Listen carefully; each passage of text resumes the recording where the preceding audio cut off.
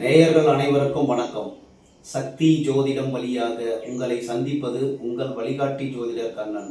கைரேகை கருத்துக்களை மிக எளிமையாக உங்கள் கையை பார்த்தவுடன் புரியும்படி கற்றுக் கொடுத்து கொண்டு வருகிறோம்.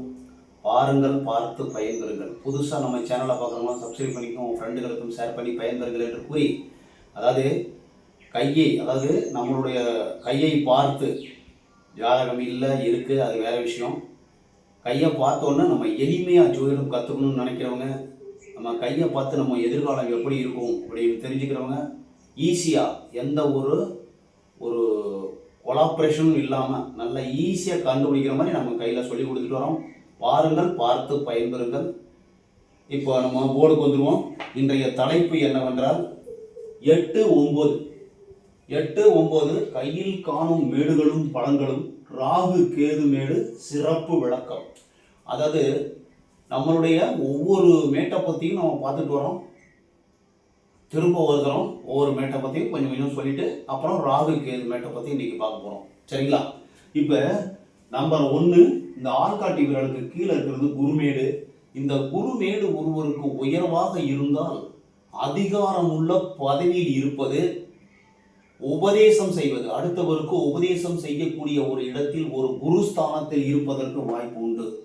சனி மேடுனாவே வேலையில் ரொம்ப முக்கியத்துவமாக இருப்பாங்க, வேலையில் ரொம்ப பொறுப்பாக இருக்கக்கூடிய நபர்கள்.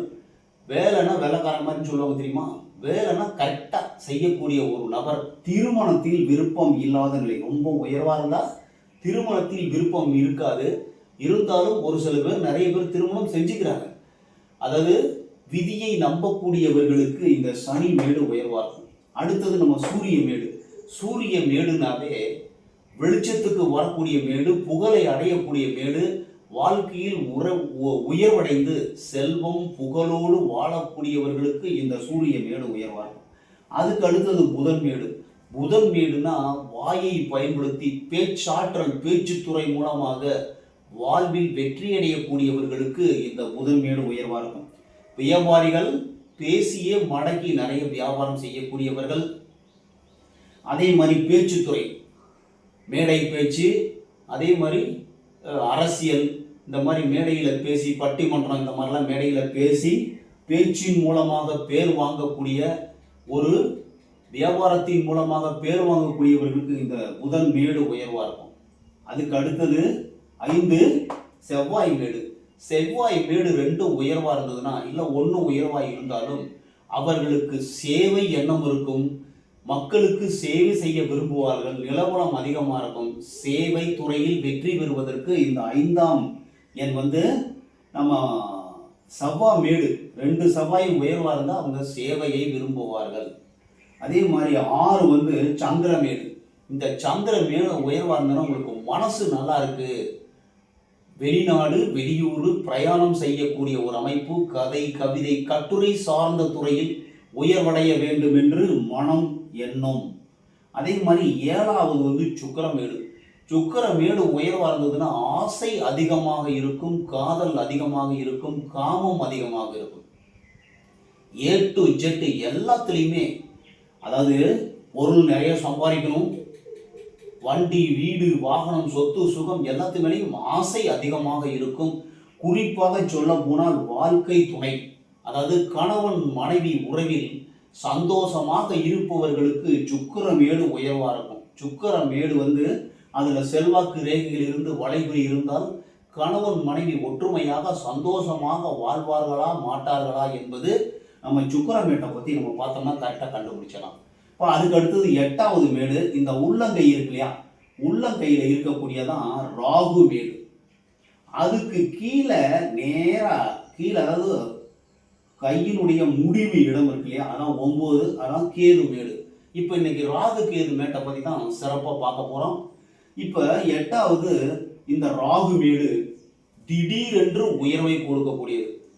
ஒரே வருஷத்தில் கீழே இருந்தவங்கள மேலே தூக்கி வைக்கிறதும், மேலே இருந்தவங்களை கீழே இறக்கி வைக்கிறதும் ராகுவோட முக்கியமான வேலை. அது எப்படி சார் நம்ம கண்டுபிடிக்கிறது? உள்ளங்கை உயர்வாக இருந்ததுன்னா ராகு உங்களுக்கு நன்மை செய்ய தயாராக இருக்காருன்னு அர்த்தம். உள்ளங்கை எல்லாருக்குமே உயர்வாக இருக்கிறதுல உள்ளங்கை ஓரளவு பள்ளமாக இருக்கும். உள்ளங்கை நல்லா மேடாக இருக்குது, இந்த மேடை இந்த மேடை எல்லாமே அப்படியே சமமாக இருக்குது அப்படின்னாவே உள்ளங்கை உயர்வாக இருக்குன்னு அர்த்தம். இந்த உள்ளங்கை உயர்வாக இருந்ததுனாவே ராகு உங்களுக்கு நல்லது பண்ண போகிறாரு. First point.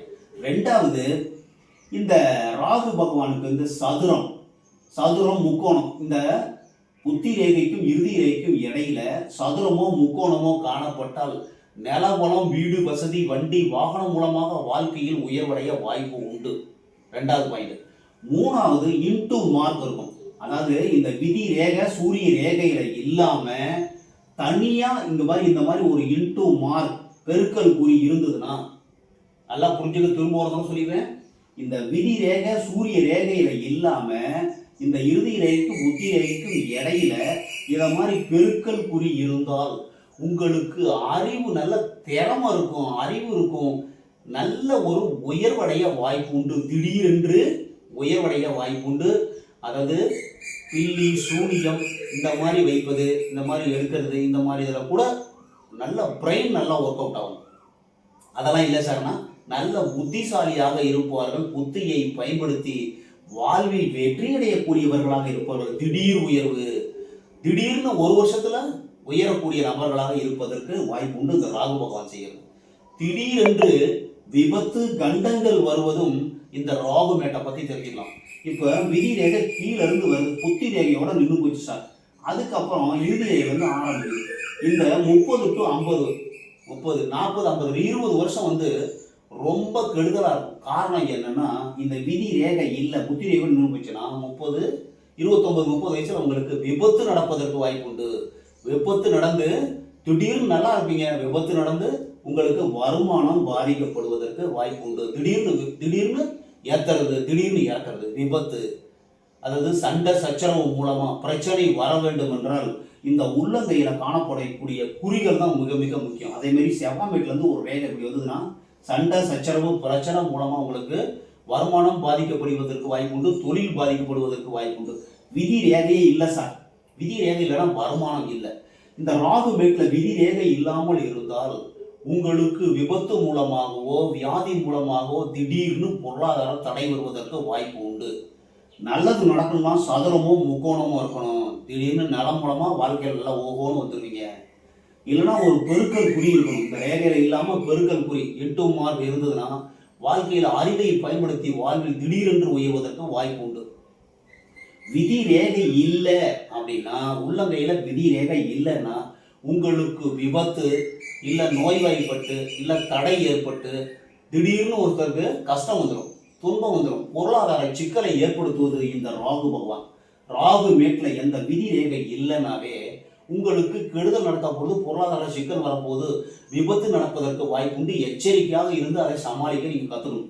இந்த ராகு வந்து திடீர்னு உச்சத்தை கொண்டு போயிடுவாரு, திடீர்னு டக்குன்னு இறக்குவார். இந்த மாதிரி இருக்கிறது இந்த உள்ளங்கையை பார்த்துக்கணும். இது பொது பலன் மட்டுமே. ஒவ்வொருத்தர் கைக்கும் பலன்கள் மாறுபடும். அது ஒரு ரேகை இருக்குது இல்லையா, நல்ல ரேகை வரும்போது நல்லது நடப்பதற்கு வாய்ப்பு உண்டு. இந்த ரேகை இதில் கெடுதலே இருந்தாலும் மற்ற அதிர்ஷ்ட குறிகள், அதிர்ஷ்ட ரேகைகள், சூரிய ரேகையை வைத்து வேற பலன்கள் மாறுபடுவதற்கு வாய்ப்பு உண்டு. இதை அப்படியே எடுத்துக்கக்கூடாது, உங்க பொதுவான பலன் மட்டுமே. அதே மாதிரி நம்ம கேது மேட்டை பார்க்கணும்னா, கேது ராகு வந்து டக்கு டக்குன்னு ஏற்றுவார், டக்கு டக்குன்னு இறக்குவார். திடீர் உயர்வு, திடீர் இறக்கல், இறங்குறது டப்புன்னு இறக்கி விட்டுருவாரு. ஆனால் கேது என்ன பண்ணுவார் தெரியுமா? ஸ்டெப் பை ஸ்டெப்பா பொறுமையா வியாதி வர வைக்கிறது, வியாதியை குணப்படுத்துறது. அதாவது முன்னோர்களுடைய சொத்து சுகம் உங்களுக்கு கிடைக்குமா கிடைக்காதா, முன்னோர்கள் மூலமாக கிடைக்கக்கூடிய நன்மை தீமைகளை காண்பிக்கக்கூடியது இந்த கேது மேடு. இந்த கேது மேட்டில் சதுரம் முக்கோணம், ஆயுள் ரேகை முடிவில் சதுரமோ முக்கோணமோ இந்த மாதிரி இருந்ததுன்னா, உங்களுக்கு பூர்வீக நிலபலம் சொத்து பொத்து கண்டிப்பாக கிடைக்கும் சார். அதுக்கு வாய்ப்பு உண்டு, கேது பகவானால நடக்கக்கூடியது.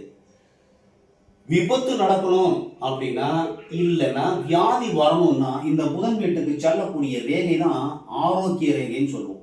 இந்த ஆரோக்கிய ரேகை போயிட்டு இந்த ஆயுள் ரேகையை வெட்டும் இடம் மரணமாக இருப்பதற்கு வாய்ப்பு உண்டு. வியாதி வந்து படிப்படியாக ரொம்ப நாளாக வியாதி வந்திருக்கும், வியாதி முத்தி போய் மரணம் அடைவதற்கு வாய்ப்பு உண்டு. இல்லைன்னா இறக்கும் தருவாயில் கூட கொண்டு போய் விட்டுருவார் கேது பகவான். கேதுனா ஸ்லோ மோஷன், ராகுனா ஃபாஸ்ட். அதை தெரிஞ்சுக்கணும். ராகு வந்து குயிக்காக எதாக இருந்தாலும் ஏற்றுவார், இறக்குவார், ஆக்ஷன் பண்ணிடுவார். இப்போ கேது என்ன பண்ணுவார்? வியாதியை படிப்படியாக தோல் வியாதி உண்டு பண்ணுறது, உடம்பு பூரா தடுப்பாக வந்துடும். தடிச்சு போயிடும். நல்லா இருப்பாங்க, கண்ணுக்குறையும் ஆயிடுவாங்க. அப்படியே திட்டு திட்டு திட்டு திட்டு கருப்பா தோல் நோயை உண்டு பண்ணுறது கேது பகவான். இந்த கேது எதனால் தோல் உண்டு வியாதி உண்டு பண்ணாலும் அந்த வந்து புதன் வீட்டுக்கு செல்லக்கூடிய ரேகை, புதன் ரேகை இங்கே கேது வீட்டில் இருக்கும்.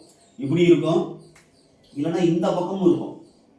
இந்த ஆயில் ரேகையை தொடாமல் இந்த புதன் ரேகை போயிடுச்சுன்னா, ஆரோக்கிய ரேகை போயிடுச்சுன்னா உங்களுக்கு வியாதி இல்லை. ஒரு சில பேருக்கு இந்த ரேகை ஆயில் ரேகையை அப்படியே ஆயில் ரேகையிலிருந்து அப்படியே புதன் வீட்டுக்கு போகும். அப்போ வியாதி வரும். அந்த வயசுல வியாதி வருவதற்கு வாய்ப்பு உண்டு. பெண்களாக இருந்தால் கர்ப்பப்பையில கட்டி, கோளாறு, நீர் கட்டி, அதை வந்து வெட்டி எடுக்கிறது. கேதுனாவே ஒரு ஆப்ரேஷன், வெட்டி எடுக்கிறது, காலை வெட்டி எடுக்கிறது, இந்த மாதிரி ஒரு உறுப்புகள், சுகர் வந்து ஒரு வரலை வெட்டி எடுக்கிறது, இது மாதிரி காது ஆப்ரேஷன், இந்த மாதிரி உடல் உறுப்புகளுக்கு வியாதி மூலமாக பாதிப்பை கொடுக்கறதுல கேது பகவான் ரொம்ப ஸ்பெஷலிஸ்ட். அதே மாதிரி முன்னோர்கள் சொத்து கிடைக்குமா கிடைக்காதா, முன்னோர்கள் வழியாக நமக்கு வாழ்க்கையில் முன்னுக்கு வர முடியுமா அப்படின்னா அந்த கேது மேட்டில் சதுரமும் முக்கோணம் இருந்தால் நல்லது. சரிங்களா? மித்த எந்த குறிகள் இருந்தாலும் அதிர்ஷ்ட குறிகள் இருந்தால் நல்லா வேலை செய்யும். ஆன்மீக குறிகள் இப்போ வந்து ஒரு திரிசூலம் இருக்குது சார், திரிசூலம் இருந்ததுன்னா இந்த கேது மேட்டில் இப்படி திரிசூலம் இருக்குதுன்னு வச்சுங்க, திரிசூலம் இருந்ததுன்னா வாழ்வில் ஆன்மீகத்தில் உயர்வடைவதற்கு வாய்ப்பு உண்டு. வாழ்க்கையே வந்து வேஸ்ட்டு, வாழ்க்கையே வேஸ்ட்டு, வெறுக்க வைக்கக்கூடிய வாழ்க்கையே போதடா சாமி அப்படின்னு நினைக்கக்கூடியது கேதுமேடு. இன்னும் வாழணும்னு நினைக்கிறது, அவசரப்பட்டு போய் ஆக்சிடென்ட்டில் மாட்டிக்கிறது. அதே மாதிரி இவங்க முயற்சி பண்ணி சம்பாதிச்சு நிலமெல்லாம் சொத்து பொத்து வாங்கி போடுறது ராகுமேடு. உங்களுடைய முயற்சியினால் வாழ்க்கையில் நல்ல டாப்புக்கு போகிறது, இல்லைன்னா கீழே விழுந்துறது. இது கேதுமேட்டை ராகுமேட்டை பார்த்தோம்னா தெரிஞ்சிடலாம். கேதுமேடு வியாதி வந்து உடல் உறுப்புகளை வெட்டுவது, உடலில் வயிற்றில் பாதிப்பு ஏற்படுத்துறது, இந்த மாதிரி வியாதி வந்து பிரச்சனை வரணும்னா கேதுமேட்டை பார்க்கணும். அதே மாதிரி முன்னோர்கள் சொத்து கிடைக்குமானா நம்ம கேதுமேட்டை பார்த்தோம்னா போதும். இப்போ நம்ம நவ கிரகங்களை பற்றி, கர்மாவின் நிலைதான் கையினுடைய ரேகை மேடுகள் அப்படிங்களா? சரிங்களா? இப்போ நம்ம அந்த 9 மேட்டையுமே பார்த்துட்டோம். இது வரைக்கும் 1 2 3 9 மேட்டை பார்த்துட்டோம். இனிமேல் ரேகைகளை பற்றி பார்க்க போகிறோம். அடுத்த காணொலியில் ஒவ்வொரு ரேகையும் பார்த்து முடிச்சுட்டு அதுக்கப்புறம் அதிர்ஷ்ட குறிகளை பற்றி பார்க்க போகிறோம். நம்ம கையை எந்த ஜாதகம் இருக்கு இல்லை பார்த்த உடனே ஈஸியாக புரிகிற மாதிரி உங்களுக்கு கற்றுக் கொடுத்துட்டு வரேன். உங்களுடைய கையை பாருங்க, இந்த மாதிரி மேடுகள் எந்த மேடு உயர்வாக இருக்கோ அந்த மேட்டோட குணம் கண்டிப்பாக உயர்வாக இருக்கும். பார்த்துட்டு எனக்கு கமெண்ட்ல சொல்லுங்க. ரெண்டாவது, இந்த மேடுகளில் வந்து இப்போ நான் 9 மேட்டை பற்றி சொல்லிட்டேன். எந்த மேடு உயர்வாக இருக்கோ அந்த மேடு தான் உங்களுக்கு ஆட்சி உச்சம் குணத்துறைகணமாக இருக்கும் உங்கள் ஜாதகத்தில். அதே மாதிரி ராகு பகவான் நல்லது வேணும்னா உள்ளங்கை உயர்வாக இருக்கும். கேது பகவான் நல்லா இருக்குன்னா இந்த புதன் மேட்டு சனி சந்திரன் மேட்டுக்கும் சுக்கிர மேட்டுக்கும் இடையில இந்த கீழே இருக்கு பார்த்தீங்களா, இந்த மேடு உயர்வாக இருக்கும். கீழே இருக்க இந்த கையில் கீழே, உள்ளங்கையில் கீழே இந்த மேடு உயர்வாக இருக்குன்னா கேது உயர்வாக இருக்காரு. ஆன்மீக எண்ணம் அதிகமாக இருக்கும். நல்லா புரிஞ்சுங்க. நம்ம கையில் எந்த மேடு உயர்வாக இருக்கோ அந்த மேட்டோட குணம் கண்டிப்பாக இருக்கும். பாருங்கள், உங்களுக்கு உங்களுடைய தனிப்பட்ட கையை பார்க்கணும்னு எனக்கு கால் பண்ணலாம். உங்களுக்கு ஏதாவது டவுட் இருக்குது, இந்த மேடுகள் இப்போ இன்னைக்கு பாடம் நடத்திட்டு இருக்கேன். இந்த பாடத்தில் 9 நவ கிரகங்களை பற்றி சொல்லியிருக்கேன். ஏதாவது டவுட் இருந்தோம்னா எனக்கு கால் பண்ணி நம்பர் கொடுத்துருக்கேன். இதில் கால் பண்ணி கேட்டு நீங்கள் தெரிந்து உங்களுடைய வாழ்க்கையை வளப்படுத்தி கொள்ளுமாறு கேட்டுக்கொள்கிறேன். நன்றி, வணக்கம். மேலும் ஒரு சிறப்பான காணொலியில் உங்களை சந்திக்கும் வரை உங்கள் வழிகாட்டி ஜோதிடர் கண்ணன். வணக்கம்.